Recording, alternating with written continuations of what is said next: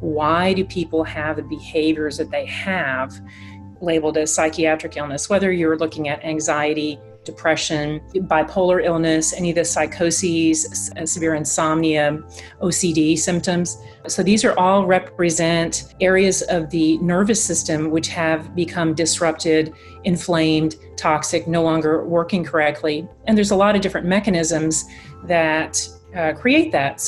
Welcome to the Mind Health 360 show. I'm Kirkland Newman, and if you or your loved ones suffer from mental health issues such as depression, anxiety, insomnia, poor memory, poor attention, mood swings, exhaustion, stress, etc., I interview the leading integrative mental health experts from around the world to help you understand the root causes of these symptoms, many of which may surprise you and suggest solutions to help you heal over the long term.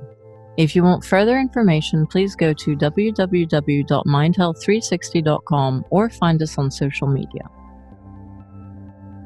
So Dr. Margaret Christensen, thank you so much for being here with the Mind Health 360 show. And I'm really grateful to have you. I think you're amazing and wonderful. Thank you. And I'm super excited. And I'll just tell our listeners a little bit about you. So you're an Institute for Functional Medicine faculty board member, which you've been for 12 years.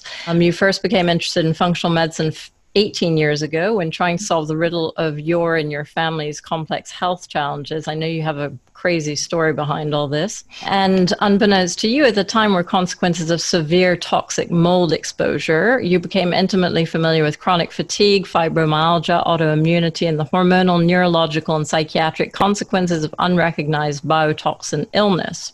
You're also a board-certified OBGYN, which you've been for 23 years, and your initial boutique functional medicine practice has grown into the Carpathia Collaborative, a large multidisciplinary functional medicine practice in Dallas covering the full spectrum of complex chronic disease.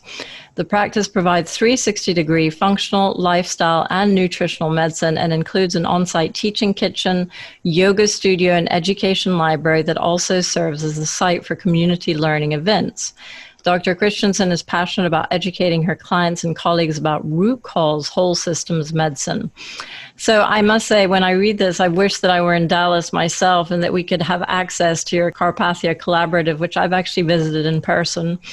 And it is amazing. And I think it's a real sort of example of the way health should be treated. And, you know, I think people should really take a leaf out of your book and then create these things all over the world so that people have access to this. And what I'd love to talk about today, because what my website, Mind Health 360, educates people about the root cause of mental illness in particular. Mm-hmm. And so what I'm particularly interested in is, so there are a few things, but I think we can boil it down to essentially inflammation and neuroinflammation, so inflammation of the brain, which can, as we know, be caused by a whole raft of different things, whether it's toxins, molds, infections, poor diet, stress, traumatic brain injury, etc. And I know that your specialty is mold, but you're also an OBGYN, so you have an amazing overview in terms of hormones and the hormonal implications of all these things. Mm-hmm. And also, I know that you are very interested in the sort of neurobiology of PTSD, the neurobiology of, mental health issues. Like, what is the biological sort of makeup of these mental health issues? So I guess, I'm just going to sort of let you talk about what you can, first of all, thank you very much, Kirkland, for having me. As you know, the neuropsychiatric consequences of all biotoxins, really what we're dealing with our diet, our food supply, EMFs, and so many different environmental toxins. I mean, it's near and dear to my heart. I have 4 kids, and two of them have been affected, one very severely. I have a son who's an adult now. He's had severe schizophrenia and other mental health diagnoses. And unfortunately, by the time I learned what were the underlying causes and what created all this, he had already gotten sucked into a system that does not understand this, and that is, 30, 40, 50 years behind the science of understanding why do people have the behaviors that they have labeled as psychiatric illness, whether you're looking at anxiety, depression, bipolar illness, any of the psychoses, severe insomnia, OCD symptoms. So these are all represent areas of the nervous system which have become disrupted, inflamed, toxic, no longer working correctly. And there's a lot of different mechanisms that create that. So, well, let's just start with toxic mold, for example, and or air pollution, just air pollution in general. A lot of people, are very interested now because of COVID, what's happened to our immune system. And one of the things we're not talking about as an underlying cause that increases susceptibility to COVID and other viral illnesses has to do with air quality. So if you think about this, what are we doing? We're breathing in. When we're breathing in, right through our sinuses, there's a nerve. It's called the olfactory nerve. It's what helps us smell. The olfactory nerve goes directly back into the part of the brain that's called the limbic system. And I'm sure you've probably educated folks about the limbic system on this podcast before. We have it's called the reptile brain. It's the old brain that's very reactive, and it's controlling hormones. That's your hypothalamus. That's where the hormones are controlled. The amygdala, that's your fight or flight area. That's what gets turned on to say, I need to get out of here, something's wrong. And then the hippocampus is the part of the limbic system which remembers, and is the memory center. So when we're breathing in toxins, and let me tell you, air fresheners are one of the worst ones. Those little plug-in things that people buy, and all the smells that are in laundry detergents, and again, the sprays that people use in their house, cleaning products, etc., along with poor air quality outdoors from too much pollution, along with living or working in moldy environment. What are we doing? We are breathing in. We're sending those toxins and inflammatory chemicals along the olfactory nerve directly right back into the brain. Yeah. And it's creating a lot of inflammation in the limbic system. And that accounts for all the different kinds of symptoms that you can see. One of the big challenges when you have whatever type of air pollution, fragrances, smells, et cetera, that you're having, it's triggering the olfactory nerve, which is going back into this limbic system, which controls all these different functions, our hormones, our memory centers, our fight or flight centers. And actually the hypothalamus is the master regulatory center. So it's also heart rate, bowel function, everything else. So, but this again can be triggering insomnia, anxiety. If you have a whole lot of inflammation over a long period of time, again, that's the depression. You can get these big mood swings. Of course, what happens when you don't sleep either, too? Then that really just throws everything off. Hormones get thrown off.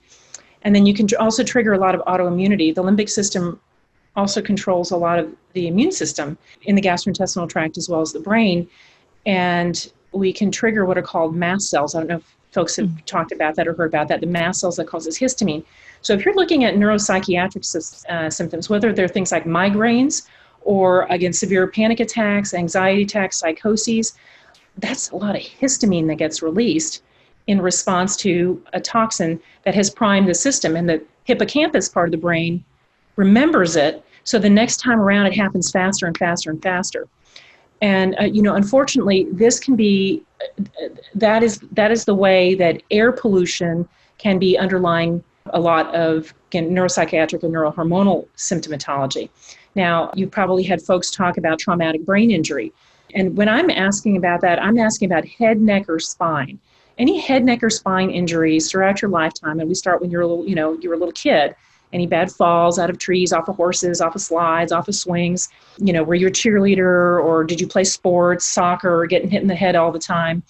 Also here, I live in Texas, there's gun use, large guns, loud sounds too, if you've been exposed to that a lot. All of those can cause subtle areas of scarring and damage in the brain, even if it was a long time ago. And those areas with the scarring tend to be more susceptible as a locus for if inflammation is going to settle somewhere. So that's, something that we think about. And then there's lots of different infections that can also contribute to neuropsychiatric symptoms. I don't know if you've had anybody talking about Lyme or any of its co-infections at this point, but you have Lyme, Bartonella, Babesia, ehrlichiosis. These are all different types of infections. And it's interesting that we are hearing now reports post-COVID of people having brain fog, other neuropsychiatric symptoms, headaches, etc. Well, why?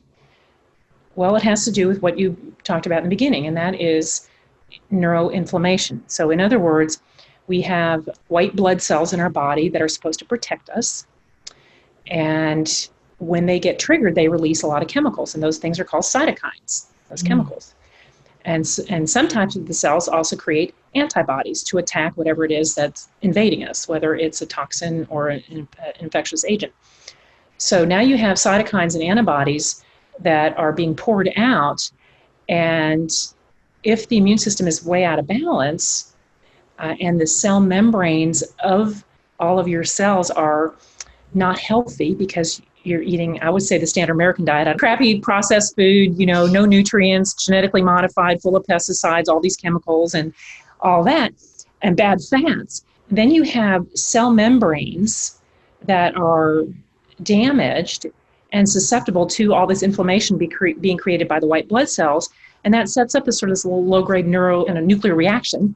And it depends. You can have it in your gut. You can have it anywhere in your peripheral nervous system that's outside of your brain, like in your spinal cord or any of your nerves, anywhere. And then you can also have it going on in your brain. And all that inflammation, again, is what's creating that symptomatology. That's so interesting because, you don't usually, I know that more and more we're now talking about inflammation as a cause of mental health issues, right? But it's really understanding the mechanism of how it works and the combination of, you have to have the trigger, whether it's the toxic mold or whether it's the infection or whether that triggers your cytokines and your antibodies. But then you have to combine that, you're saying, with a sort of fragile cell membrane due to poor diet, which is not giving you the right phospholipids to create the right cell membranes. That's right. Yeah. There you go. And Phospholipids are really, really, really important. I just came back from a conference with Dr. Patricia Kane, who is the membrane lipid guru. And we have so damaged our cell membranes because, again, of this poor diets and bad fats, that's what makes us susceptible to all of this other things. Well, this is really interesting. So essentially, if you're looking at how to treat this, you say, okay, well, then basically you have to get rid of the trigger. So you have to get rid of the toxins, so be it the heavy metals, the molds, or the whatever. But then you also have to strengthen the body's detoxification systems, and you have to then reinforce your cell membranes with the right diets, etc. And when you talk about cell membranes, how does that relate to the gut barrier and to the blood-brain barriers? So we have to remember our entire body is made of what, I don't know, they think 10 billion cells. Yeah. Each cell has a skin on it. That's the cell membrane. Yeah. That's composed of 2 layers of what are called phospholipids. And so they have these fatty little tails, these good fats on the end of them. That's part of the layer. And the cell membrane is supposed to move back and forth, and sitting in that cell membrane, kind of like potatoes, sitting in some soup, are the receptors that allow things in and out of the cell. Yeah. Now, what happens if you get toxins? So this is a fatty layer that's in here. Okay, every single cell in our body has this. So when you start getting toxins inside that fatty layer, in that lipid layer, it tangles up. And then the cell membrane can no longer move across each other easily, kind of like olive oil in between. Now it's like lard that's in there. So you have a hard time getting nutrients and oxygen in, and you hard time getting toxins out. And when that is going on in your nervous system cells, then that is part of what creates everything from tremors to difficulty with seeing to headaches, migraines, and neurological pain. It just kind of depends what part of the nervous system is now been damaged and is now being inflamed. So now you have toxic cell membranes not being able to get nutrients in and out.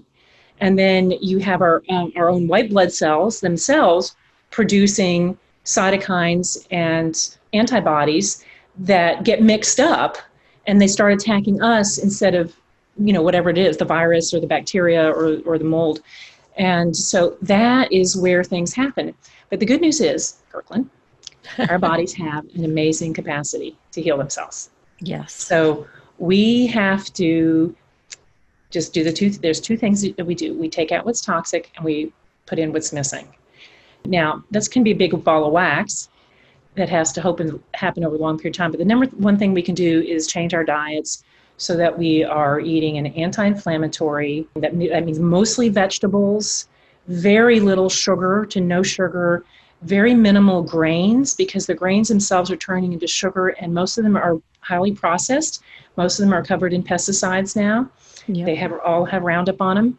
And if we eat mostly vegetables, a little lean protein, ideally grass-fed, wild-caught fish, or that's what we're looking for, and lots and lots and lots of good fats. Yes. We have a lot of bad omega-6 fats in our diet that are all processed, like, a lot of the cooking oils that people use. But if you get high-quality, good organic ones that have been cold extracted and not heat extracted, those are what we can start using to rebuild ourselves. And things like raw egg yolks, even. For example, Patricia Kame uses some very specific linoleic and linolenic acid. We're missing a lot of those. We actually need some, it's called arachidonic acid. That's what's found in egg yolks.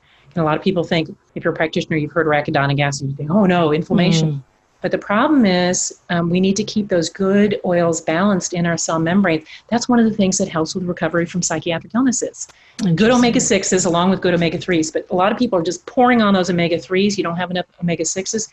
Actually, that will drive more inflammation. So Agreed. Yeah. And I mean, things like evening primrose oil and borage oil and those are omega-9s, I think, or GLA, but also good omega-6s, which are sunflower seeds, safflower seeds, safflower seeds, pumpkin seeds. Raw. You need those raw, though. Yeah. Raw. Interesting. And tell me, can you walk me through then the different triggers of inflammation? So what are the key things that we don't usually think about in terms of, what might be behind some sort of neuropsychiatric symptom?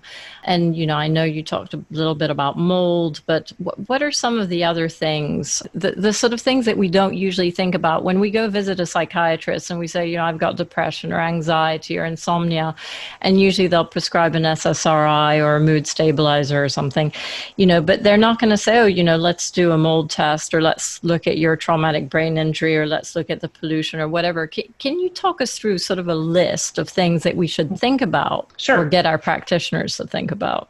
Well, really, from a functional standpoint, there's kind of 5 major things that we think about for any disease, but, if we're talking about psychiatric illnesses. So we're thinking about diet and nutrients. What are we missing? And that's a huge piece. So methylated B vitamins is a biggie. Zinc, selenium, chromium, vitamin A, vitamin D, those are all critically important in psychiatric illnesses to nourish the brain. So you have nutrients. Then you have toxins like we talked about. Again, air pollution, mold toxicity is super common. And then we have things like heavy metals and pesticides. So that's an area. And those are the fat-soluble toxins that get inside those cell membranes. And then you don't have enough nutrients to appropriately process or get rid of them. So there you go, you compound it. Infections. So again, there's a lot of bacterial infections, and I would like to, I'll take a little pause here to talk about Pandas and PANS. Yes. That's a post-infectious acute neuropsychiatric syndrome, and I'll come back to that, but that's a problem. And then you have infections like Bartonella in particular, which is in the Lyme category. Lyme, which is Borrelia, also can cause a lot of neuropsychiatric symptomatology. And then there's allergens. So again, this is where food sensitivities, food allergens would come in, probably more so than outdoor allergens. But again, because of what we've done to our food supply, because of how we've genetically modified everything, the body looks at that and says, what is this? And it starts making those antibodies against it, which then starts cross-reacting with our own tissues. And so this creating is where autoimmune problems. Yeah, autoimmunity. And then I'll come back to the gut link in a second. And then, stress and trauma. So that would be the 5th thing. So those are the major 5 things that we're looking at, which is nutrients, toxins, infections, allergens, and stress. So when I'm taking a history with somebody, I'm going into detail about that. And I start with, how stressed was your mother when she was pregnant with you? And sometimes we even have to go back, if we're looking from a toxic history, to, again, where did your mother grow up and your dad? And where were they raised and what were they exposed to? And even your grandparents. We know that epigenetics, or how our environment can impact our genetics for generations now. So those are the 5 things that we look at, and then a little bit about genetics.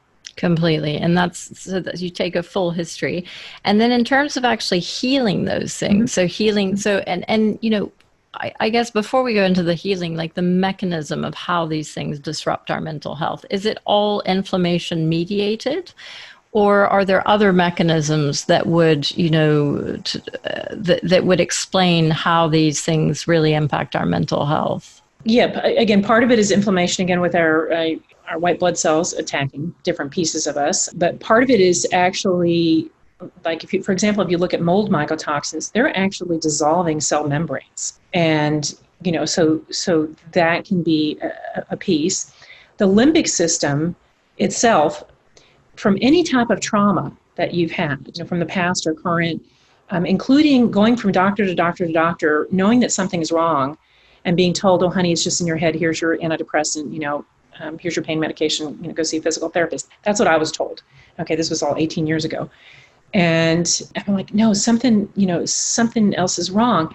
But once that limbic system becomes activated, it can get stuck in the fight or flight mode all the time. So your sympathetic nervous system, that's your fight or flight mechanisms that's being triggered up here in your amygdala, then telling your adrenal glands, hey, you got to be ready to run, fight, or freeze. That becomes embedded. And I know you've had Stephen Porges on talking about the trauma response in polyvagal theory, right? So that affects the vagus nerve from our brain to our heart and our lungs too. Heart, lungs, and our gut are all connected. So that impact can just keep you in fight or flight all the time, unconscious. You're not even recognize it, so that your body doesn't even have time to slow down and heal. So that's another mechanism. And again, just plain old nutrient deficiencies, not having enough methylated B vitamins or zinc or copper or D to actually make the neurotransmitters that you need to make, and or hormones. Right, exactly, because that was the other thing I was going to mention was sort of the hormones and the neurotransmitters. So to make, you need the right cofactors, nutritional cofactors to make the right amounts of serotonin and dopamine and adrenaline and GABA.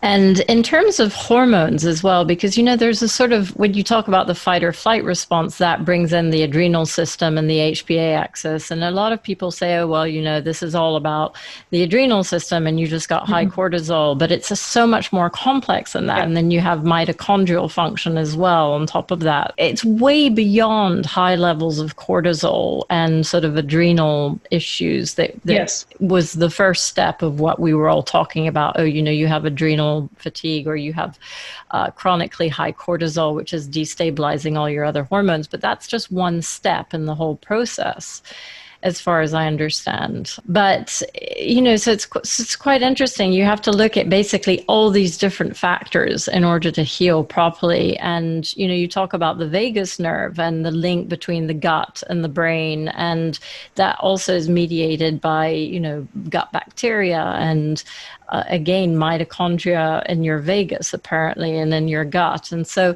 it's all this very complex thing. So as a practitioner and in your clinic, when people come in to see you and say, I've got these mental health symptoms, how do you figure out what is the key problem and what you have to start to look at first and fix first? That's always a good question. And let me just comment on the hormones too, that before I answer that question. Hormones are an entire interaction.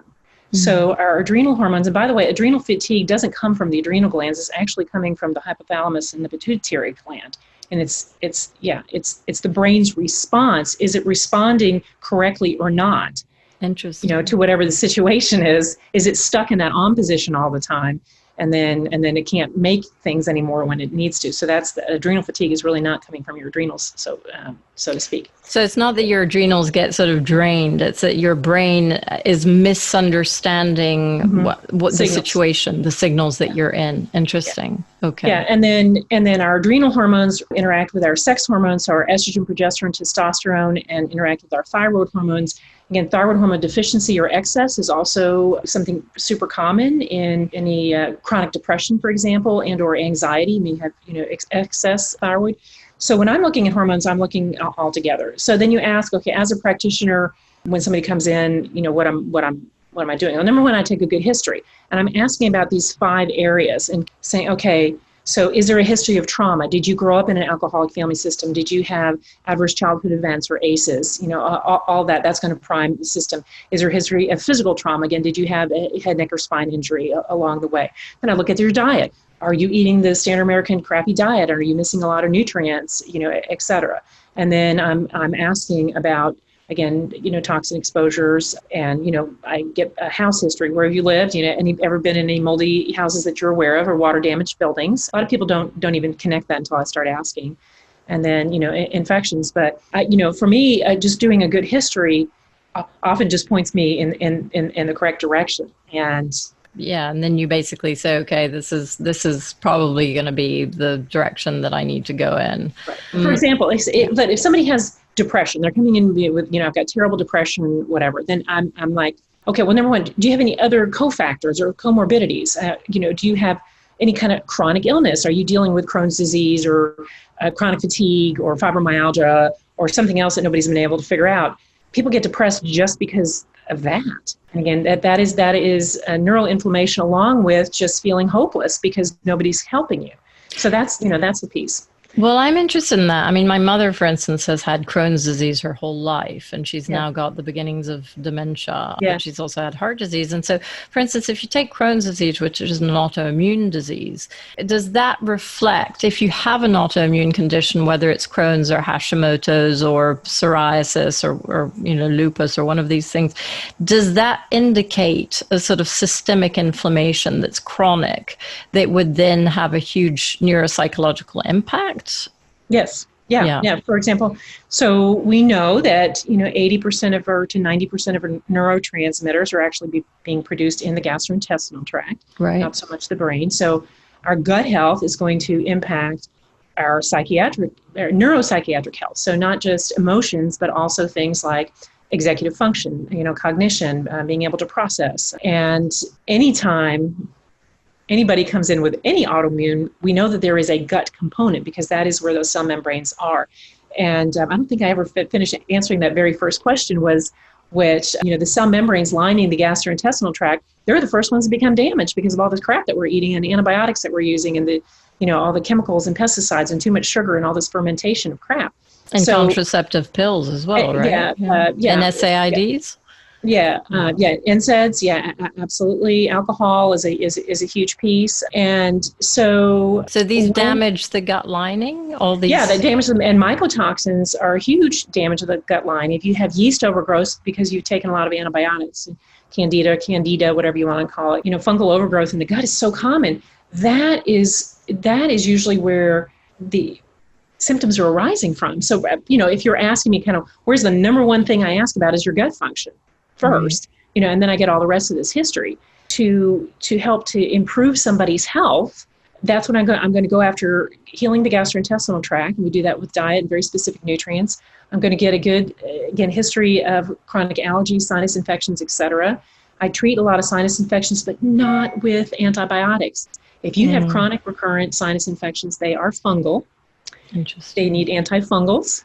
That's the protocol. And then you need to asking about the mold. And when you, not only that, we talked about the olfactory nerve getting inflamed and inflaming the limbic system, but if you think about it, our sinuses, we have the maxillary sinuses right here under our cheeks. We have our frontal sinuses right here, and we have our ethmoid sinuses behind our ears. Sphenoid sinus, which is right behind the nose. When that gets all full of boogies, and you get chronic infections, and you got mold in there, and you got candida because you've taken so many antibiotics, and you have resistant bacteria, all of that is going to inflame the brain. So a lot of people just feel, my brain is foggy. I can't, they're holding their heads like this. So just cleaning up the sinuses. We do a lot of sinus rinsing. We use ozone, and that we clean up the sinuses, we clean up the gut, and then we start upregulating detox, and then we start putting back in. We identify what nutrient deficiencies you might have. We can do that with organic acid testing, blood testing. But if you have no money, just start with your diet. Just start going to organic, primarily plant-based, trying to get rid of all the grains and the sugar, and then start using lots of good oils, like you mentioned, evening primrose oil. You can use safflower or sunflower oil if they're organic cold pressed. Hemp seed oil, that's also very good.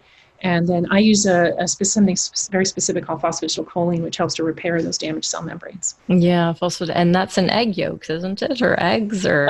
It is in eggs. Well, the arachidonic acid is also in eggs. Phosphatidylcholine is in eggs as well. And soy lecithin? But it's not the same. It is not the same. Soy lecithin is not the same, and most of the soy in the world right now is genetically modified anyway. Now, I get it from a very specific company, Body Bio, and there's actually a new company that's, I think, is going to be even better. It's called Membrane Health. It's MEMBRAIN, Membrane Health. And they also make something called butyrate. Membrane Health has a liquid butyrate. Butyrate is so incredibly important for healing the lining of the intestines and for lifting out toxins out of cell membranes. Butyrate should be produced by good, healthy bacteria, but we're missing those. So we can take butyrate along with very high quality phosphatidylcholine. Do not just buy anything off the shelf. It's crappy.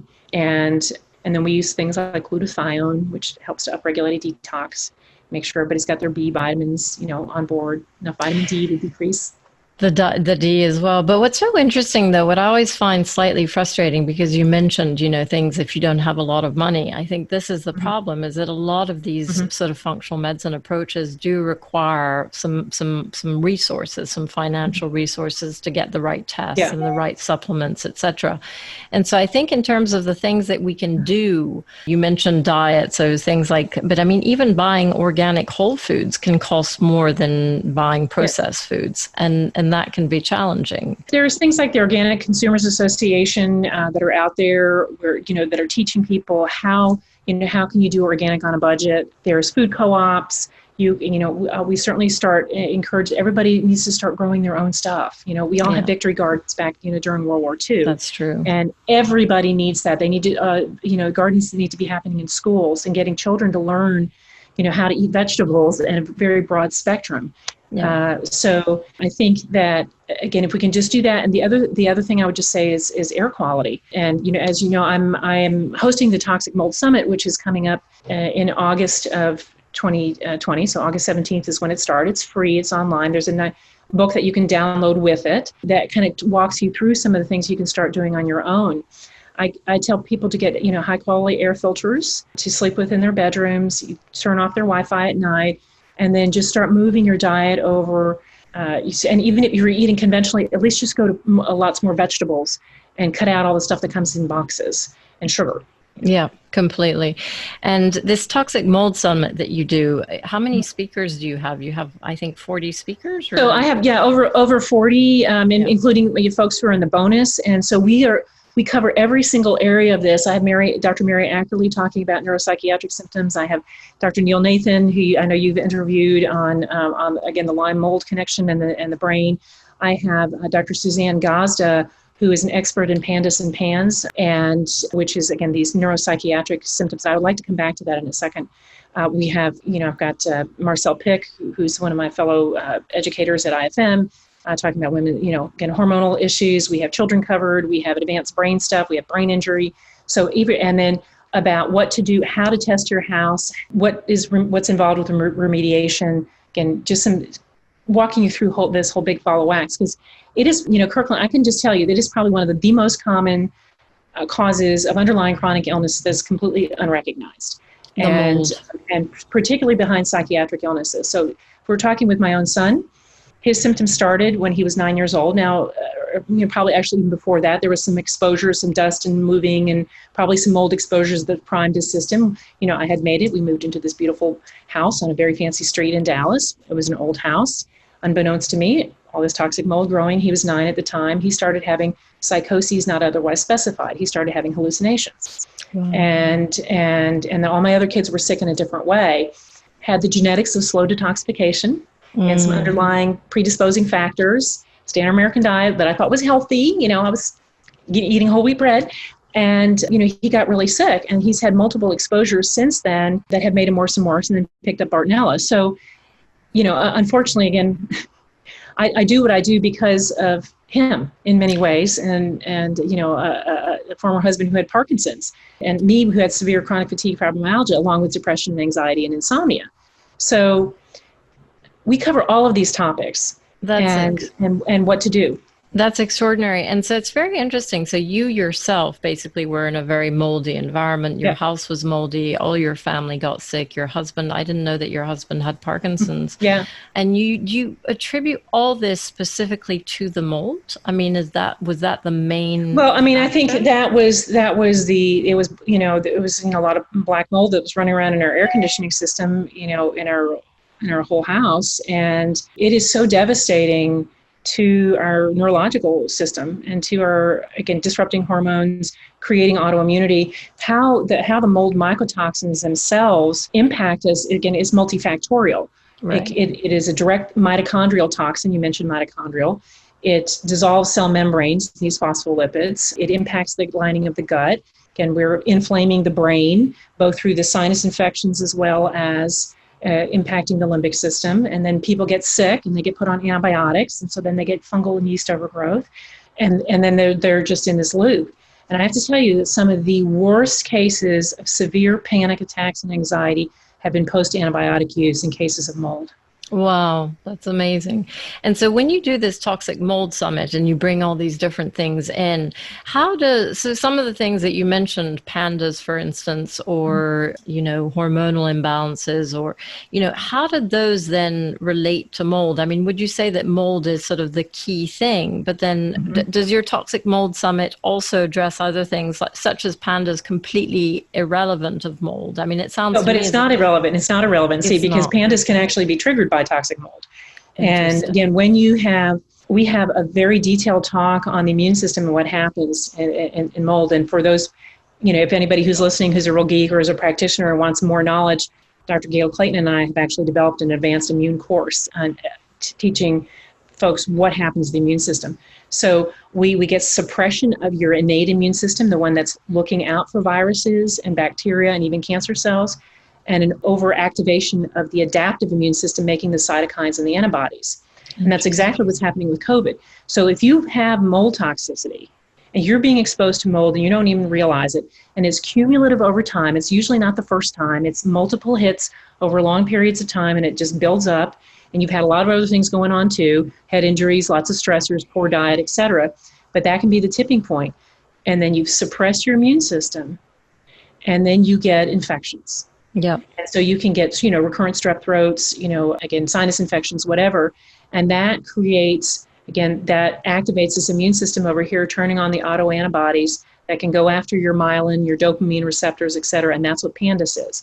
So again, a lot of, if we look at my son, now going back, I understand that, he has Pandas markers. That's something that's called a Cunningham panel that we can get. So you have post-infection acute neuropsychiatric syndrome.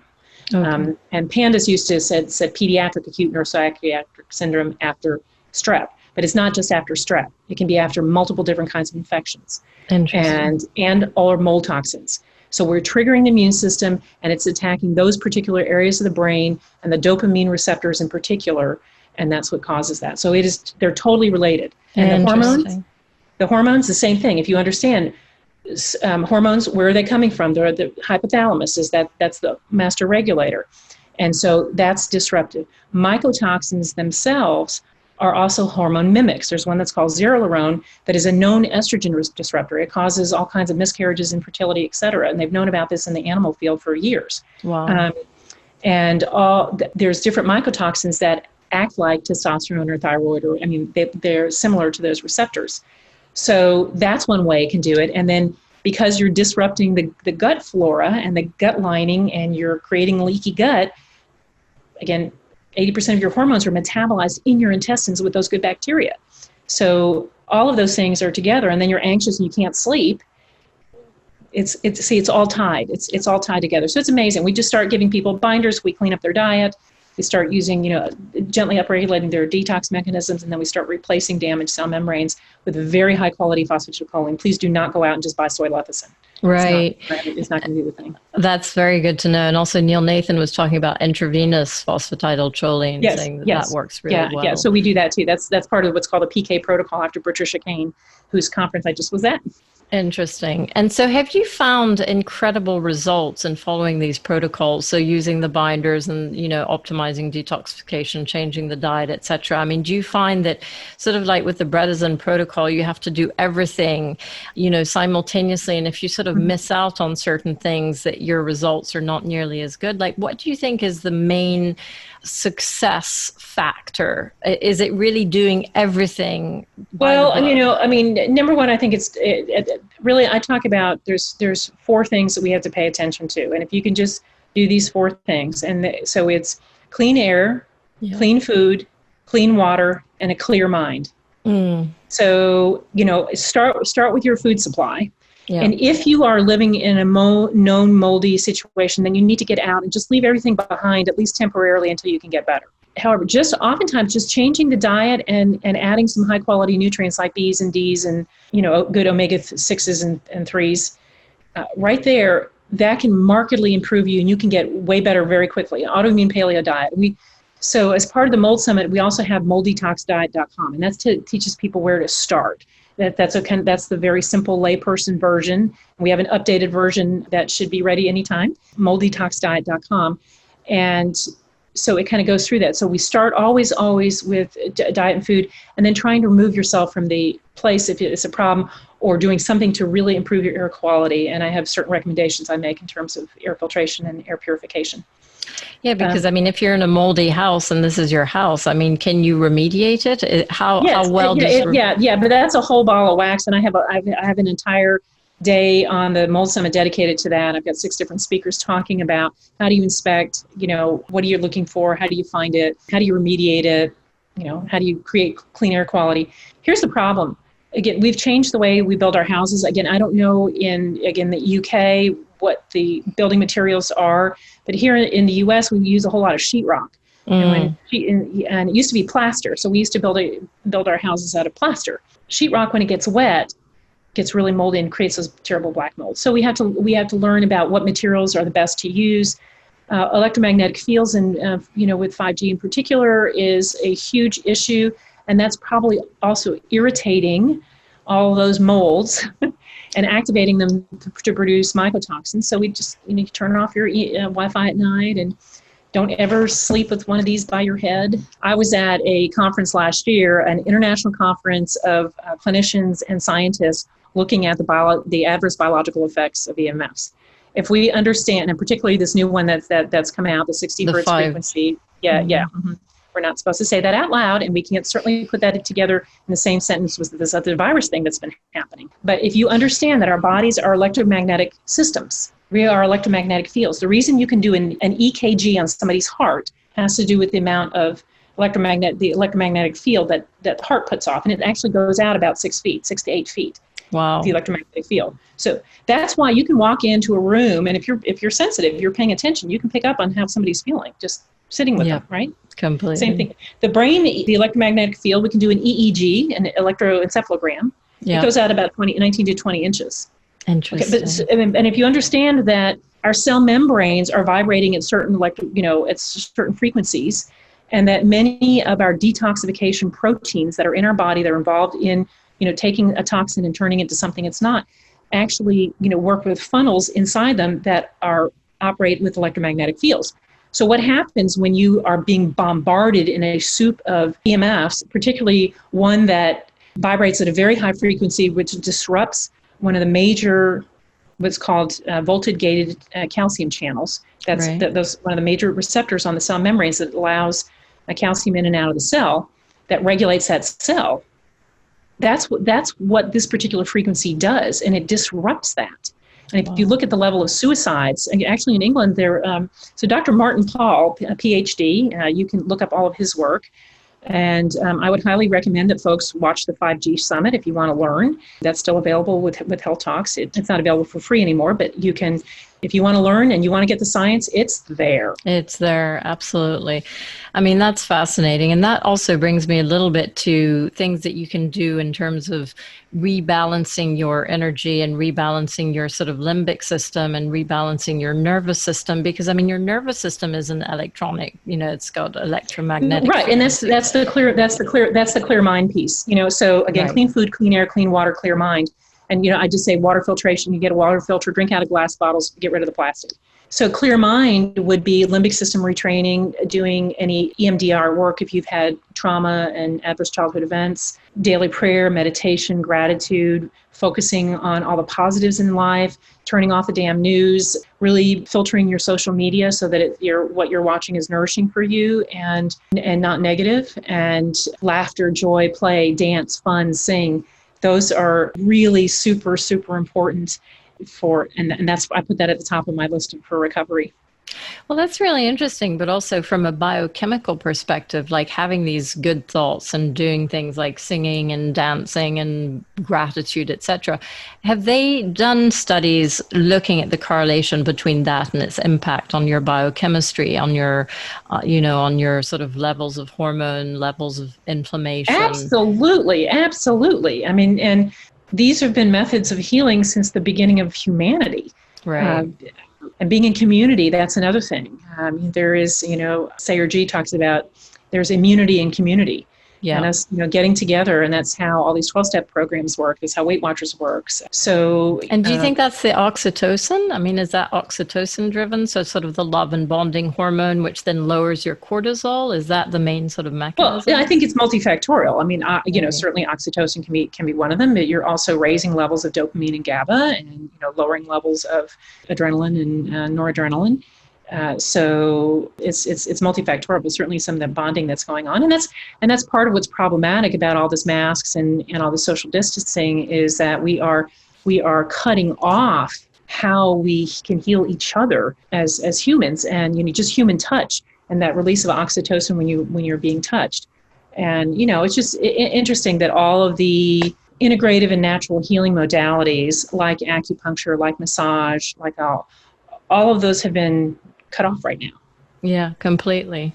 What about though in your clinic? You said your clinic is still open. So Carpathia Collaborative, which as I said, I wish, more people had access to. Unfortunately, it's in Dallas, but if you're in Dallas or nearby, then you can benefit from that. But you've kept it open throughout COVID. Have you found that you've been able to help people with COVID, for instance, but also have you been able, what are the key things that you do in your clinic that you say really shift the needle, or is it just, can you not separate it? It's just the totality of what you offer. Well, I think everybody needs to take 5,000 units of vitamin D a day. Yeah. Right there is very simple, but I mean, we have not had any COVID cases in my 5,000 patients. Really? Even though these are really sick people. And why is that? We put them on anti-inflammatory diets. We have them supported. We have their immune system supported nutritionally. And, so you have to have the terrain that allows that to happen. Yeah, completely. But you also we also do advanced IV therapies. We do IV vitamin C, IV ozone, all of those things. And hyperbaric. And those are all things that can help boost the immune system. And hyperbaric oxygen you do we have as hyperbaric. Well? Mm-hmm. Yeah. And would you say if you had to choose, like what is the main thing in your clinic that you use that you find helps people's mental health the most, or is it too difficult to isolate? But if you diet and nutrients. Diet and nutrients. Yeah. Diet and nutrients, and then having some insight, to understanding, hey, I'm not crazy. Yeah.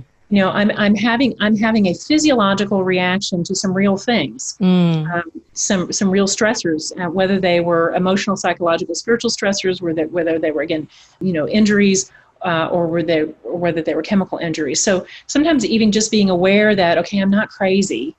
This is just my body trying to help me and trying to respond, and it's responding in the way that I was designed to, but it's responding to abnormal inputs. So as we start removing those, that's helpful. Just giving people hope right there. Just giving people hope, that can change things. Giving people hope, and also I think reducing the stigma around mental illness, and basically saying, it's not that you've got some terrible, mental disease, because there is still a lot of stigma, but it's a physiological imbalance, which is mediated by stress, essentially. And I mean, I always say that, 80 to 90% of mental health issues are the result of physiological stress of some nature, whether it's psychological stress or whether it's physiological, as in, mold or infections, etc.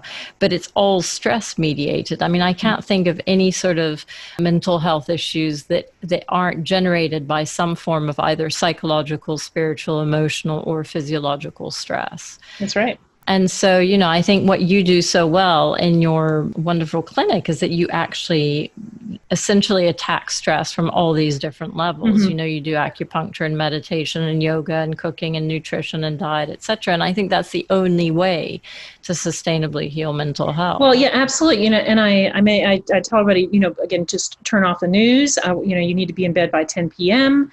I want you just, again, no electronics after 8 p.m. You need to read things that are nourishing, uplifting, and hopeful. and while you're working with us, that's where your focus is. And I do a lot of limbic system retraining, whether it's through Annie Hopper's program or the Gupta amygdala retraining. So all of those things are helpful. And we have a yoga meditation studio on site. So we are really, trying to help people. Amazing. And do you, as a very busy practitioner, mother of 4, having all these responsibilities, do you yourself manage to look after your mental health and your nervous system the way you would like to? I think I do the best that I can. I actually take 2 hours every morning for self-care, and that includes a 20-minute meditation practice. I have a daily journal that I do. I have daily readers. I have a really amazing support system. I have a spiritual group that I belong to, and I go out and get my walk in, and I do that. I don't watch the news, and we're being fed a lot of crazy stuff. Misinformation, disinformation, along with that. And what we're not being told about is these underlying causes. And we're not being told that, no, you can absolutely to improve your immune system, with things like nutrients, vitamin D, niacin, zinc. Completely. And your diet. Hello. Completely. Hello. Yeah. Hello. And, and improve the air quality in your home right there. Boom. So important. I mean, I have seen studies that show that there's an increased risk of suicide during allergy season, when the pollen counts are very high, that there's, in air pollution, there's a correlation with increased levels of suicide. But I guess that's mediated by inflammation. I mean, it's because it causes neuroinflammation, and that's what then leads to the depressive and psychiatric symptoms. Well, and then probably the important other thing to mention here, particularly in the midst of all this COVID, is that, fear is the most contagious emotion. And so when you've got everybody in a fear frenzy, completely, you're impacting your immune system. And so, I just invite folks to really tap into a higher power, whatever that source is for them, and a community of trusted support system, and don't feed into it. Yeah. Completely.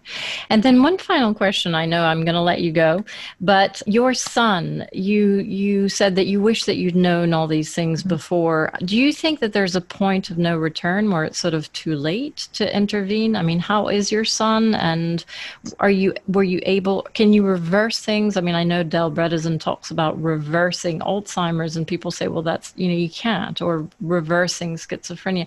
I mean, what's your view? Is there a cutoff point? Well, I think part of it is how far gone somebody is. With Bredesen's program, you can't bring somebody in who's already 75 or 80 years old, with advanced dementia and think you're going to do anything. You have to really start 30 years ahead of time. So I get their kids, the 50-year-olds of the folks coming in for, quote, the Bredesen protocol.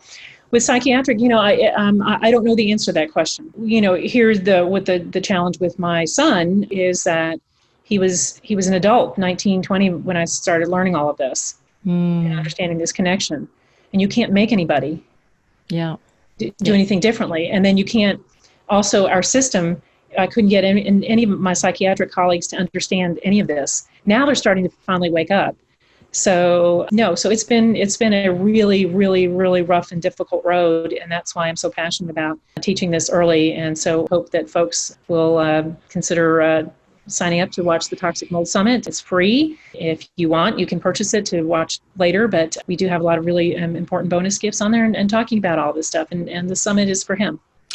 That's amazing. And that's a beautiful gift. And I think, focusing on prevention and helping other people who you can still help is super important. So what is the URL for the Toxic Mold Summit? Is it just the Toxic Mold Summit? Yeah. And it should be, I think with your podcast, you'll have it's toxicmoldproject.com. Okay. And we, hope to see you there. And there's a lot of really great information that you can take away. And the other thing that I really like to close with is hope, in that, and I believe that we are all here to serve a purpose. We have a higher purpose. And, even my son, who's, very, very disabled, he's helped heal thousands of people through me, because I, as his mother, and going through the suffering I did myself, with my spouse, with my kids, am passionate about educating others, and I'm an educator for other clinicians as well as for the general public. So that's how I turn my grief and my suffering into something positive. And so I invite you to ask, what is the higher mission and purpose of you going through whatever struggles that you are, and how can you turn that around and change it? That's the work of Viktor Frankl. Yeah. That's very beautiful, Margaret. That's beautiful. And thank you so, so much. I really, really appreciate it. And so I will put all your information in the show notes, but just remind me of your URL. How can listeners find you? I'm at carpathiacollaborative.com, and Carpathia was the ship that picked up the survivors of the Titanic. We have the Titanic of Western medicine just treating the tip of the iceberg. So Carpathia is spelled CARPATHIA, and then the word collaborative, COLLABORATIVE.com. Fantastic. Well, I must say, Margaret, such a pleasure to talk to you. You're an inspiration, and keep up the great work, and really appreciate your time. Thanks. Thank you. You too. Take care. Thank you so much for listening to the Mind Health 360 show. I hope that we've helped you realize that your mental health symptoms have root causes that can and need to be addressed in order to sustainably heal, and have given you some ideas about steps you may take to start your healing journey. Please share this interview with anyone you think may find it helpful, and if you want further information, please go to www.mindhealth360.com or check us out on social media. This information is for educational purposes only and is not intended to diagnose or treat any disease or to replace medical advice. Please always consult your healthcare practitioner before discontinuing any medication or implementing any changes in your diet, lifestyle, or supplement program. Thank you.